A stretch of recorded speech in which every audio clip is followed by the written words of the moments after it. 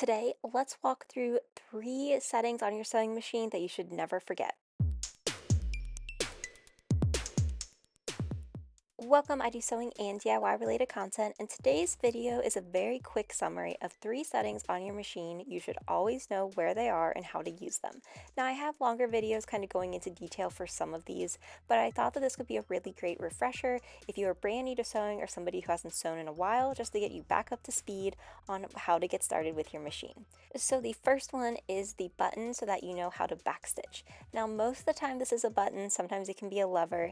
Either way, be sure you know on your sewing machine how you would get the stitch to go backwards. This is such a big help, especially when you are trying to knot off or secure your seams before and after. So you really want to be sure that you know where that is. Now, on different machines, it may look different. Most of the time it does look like this little like U-turn button, so like it's going backwards, and then when you release your hand from it, the needle will start to go forward again. So just as a little test, I have some fabric here, and I'm just going to start sewing in the just normal direction with my presser foot, and then I am going to press this button, and normally when you hold it, it will then start to go backwards, as you can see there. And then when I lift my finger off of it, I'm then going to just continue on sewing, and it will go the other direction. And then when we actually look at what the stitch looks like, basically it's just a really secure stitch. It's gone over it multiple times. So a great way to knot and secure your seams, something you definitely want to remember when you are starting to sew for where that is. So next up, it's going to be how you change your type of stitch.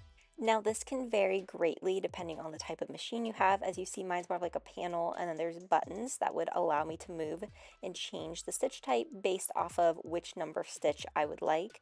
Sometimes you'll have a dial instead, and you can just use that dial to adjust to which stitch. But either way, you want to know where that is. And even if you're a beginner, it's just great to know how you would need to change those stitches, whether you're using a straight stitch, if you're using some sort of zigzag stitch. Some machines have like hundreds of stitches, and for that there will be like a guide to tell you which stitch goes with which number, but it's just really valuable to know how you want to change that so that you can better use your sewing machine. Going along with the stitches themselves, you also have the ability to see the stitch length. So 2.5 is like 2.5 millimeters. That's normally the standard for a straight stitch. Then you can increase this normally up to 5. That would be like a basting stitch, and then you can reduce this all the way down to very, very small, which would be used for very, very lightweight or like turning corners. So something definitely keep in mind is how would you be able to change that length. Sometimes this also is a knob that you can change. So you just turn the knob, or you would press a button similar to how you did on my machine here. So different ways you can go about that, but definitely be sure you understand where that is. And then you also have the ability to change the needle position. So on my machine currently the needle's to the left just based off how that position looks. So if I press this plus button, it's actually going to slowly start moving to the right, as you can see over on the lower right hand side. And then if I press this back, it's actually going to start moving its way back. So depending on what type of item you're sewing, depending on where you need that seam to go, this can be really useful so that you can adjust the position of your needle.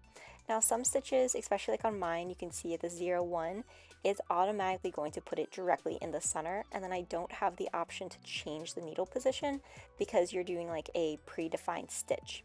So something to keep in mind when you are looking at your sewing machine. There are so many different stitches though, so many different settings that can go into a sewing machine. These are just some very basic ones. My sewing machine is something that I absolutely love, so whether you're just back stitching, whether you're doing a straight stitch or a zigzag stitch, it's so important just to make sure you better understand how all of that works with your machine itself. I had gotten my machine about 5 years ago. I will include a link, I think, to the updated version of this machine if you are interested. My machine handles a lot of different fabrics really, really well. The biggest issue that I've had with it is when it comes to thick materials. It can really struggle even if you're using the right needle, thread, presser foot. It just like it gets really hard for it. But overall, I absolutely love it. If this video helped you, be sure to like, comment, and subscribe, and let me know what you want to see next.